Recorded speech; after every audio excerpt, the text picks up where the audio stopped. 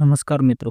મિત્રો આ બેને મસ્ત સોંગ ગાયું છે જે જયેશ ખરવાડાનું ટ્રેન્ડિંગ સોંગ છે કે ભૂવાપણી કરવા ગયા હતા ભૂવા મારા.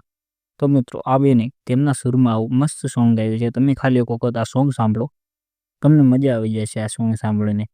અને મિત્રો જો તમને વિડીયો સારો લાગે તો વિડીયોને લાઈક અને ચેનલને સબસ્ક્રાઈબ કરવાનું ભૂલતા નહીં.